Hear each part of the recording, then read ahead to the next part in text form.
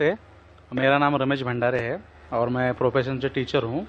तो मैंने सुना है कि मोहम्मद पैगंबर जी ने चांद की तरफ उंगली दिखाकर चांद के दो टुकड़े किए, लेकिन अभी फ़िलहाल इंसान चांद पे जाकर आ चुका है।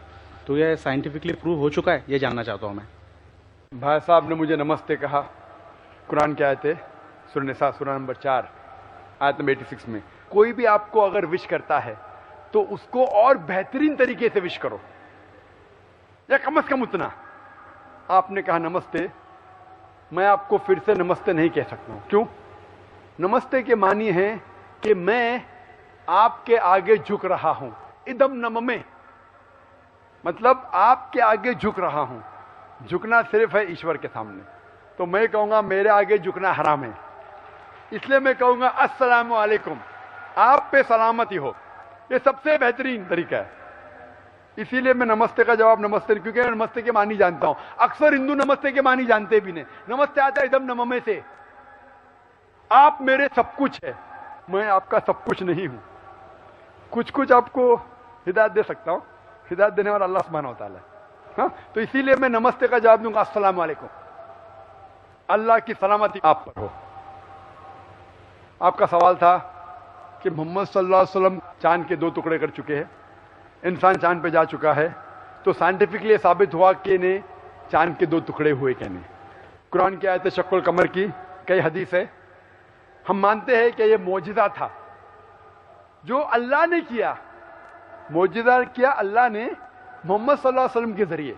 आज साइंटिफिक रिसर्च हो चुका है और कुछ एस्ट्रोनॉमर्स जो फल्कियात के माहिर है वो कहते हैं कि चांद पे एक फिशर है। फिशर मतलब एक लकीर है। क्या है पता नहीं। तो हम कहते हैं कि ये लकीर शायद निशानी है जब अल्लाह के पैगंबर मोहम्मद सल्लल्लाहु अलैहि वसल्लम ने शक्कुल कमर, कमर के दो टुकड़े किए थे। टुकड़े हो गए, वापिस हो गए, तो ये फिशर है। तो साइंटिफिकली एक फिशर है। क्या है लोग को पता नहीं। तो मैं कहता इंशाअल्लाह वो फिशर वही है जो अल्लाह के रसूल ने टुकड़े किए। लेकिन आज अगर कोई कहेगा कि चांद के टुकड़े दो हो गए इसलिए मैं इस्लाम में मानता हूं, शायद। लेकिन आज दौर मौजदा का नहीं है, चमत्कार का नहीं। आज दौर है साइंस का। और सबसे बड़ा चमत्कार जो आखिरी पैगंबर मोहम्मद सल्लल्लाहु अलैहि वसल्लम ने किए वो है कुरान। सबसे बड़ा चमत्कार है जो मैं तकरीर दी थी सबसे पहले बार पूना में असेंबली हॉल में, कुरान और जदीद साइंस।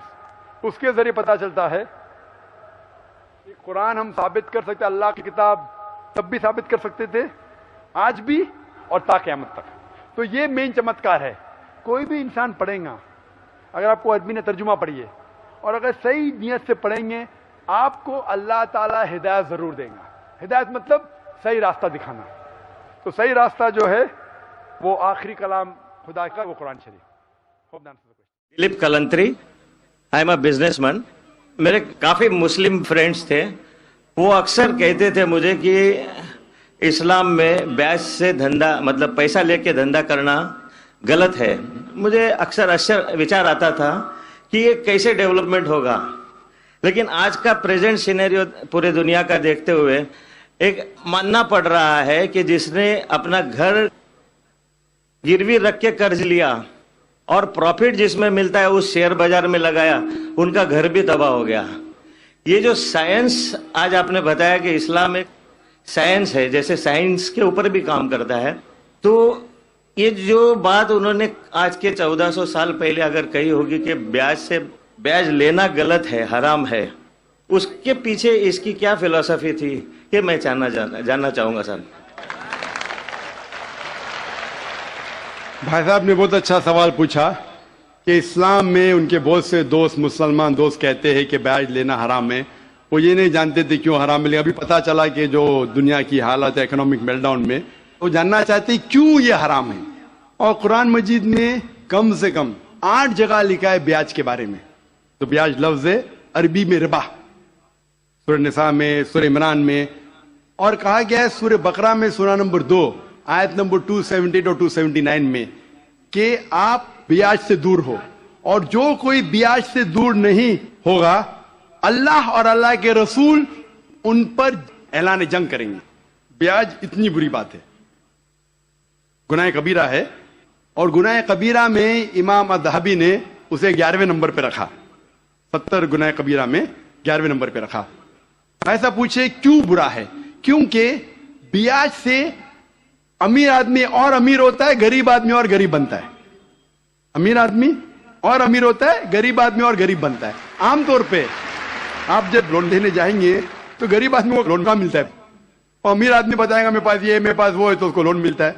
तो अमीर और अमीर बनता है, गरीब और गरीब बनता है। इसीलिए कुरान में सूरह अल हशर में सूरह नंबर 59 आयत नंबर 7 में अल्लाह फरमाते कि ज़कात दो ताकि दौलत इंसानों के बीच घूमे, सिर्फ अमीरों में नहीं रहे।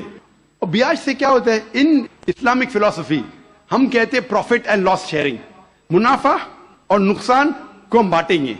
मुनाफा और नुकसान बांटने से पूरी इकोनॉमी तरक्की करती है। और ब्याज से आप बैंक में ब्याज लेते हैं, मुनाफा या नुकसान 8%, 10%, 12% आपको देना ही देना, नुकसान या मुनाफा। लेकिन तो आप देखते शेयरिंग ऑफ द रिस्पॉन्सिबिलिटी, अगर नुकसान हुआ तो हम नुकसान शेयर करेंगे, प्रॉफिट हुआ प्रॉफिट शेयर करेंगे। ब्याज में क्या होता है? मिसाल के तौर पे बैंक में, मैं एक लंबी तकरीर दे चुका हूं इस पे, अभी वक्त नहीं है, सिर्फ ये बोलूंगा कि ब्याज में क्या होता है। मिसाल के तौर पे बैंक ए के पास सपोज 100 रुपया है, वो बैंक बी को 10 रुपया रख के 90 रुपया देती है बैंक बी को। बैंक बी उसमें से 9 रुपया रखता है, बाकी का 90% देता है बैंक सी को। बैंक सी 10% रखती, 90% देती डी को, डी देता ई को। तो लोग कहते हैं मार्केट में हजारों रुपये है कितने? 100 रुपया। तो आज की तहकीक कहते हैं मार्केट में फ्लोट हो रहा है $6 ट्रिलियन, है तो कुछ नहीं, बहुत कम फ्लोट हो रहा है $6 ट्रिलियन। एक जन बेचता है, सब लोग बेचने शुरू होते। लीमैन ब्रदर्स, कौन सोच सकता था कि लीमैन ब्रदर नंबर 1 बैठ जाएगा, उसके बाद सिटी ग्रुप, एक बेटा सब बेचते गए पूरी दुनिया में एक के बाद एक। तो क्योंकि it doesn't improve the society. Islamic पे के अंदर जांच पड़ताल होती, किसको लोन देना किसको नहीं देना, प्रॉफिट एंड लॉस शेयरिंग है। सन 1980 में बैंक फंड करती थी गैम्बलिंग डेन को, शराब खाने को, कॉमन हो गया।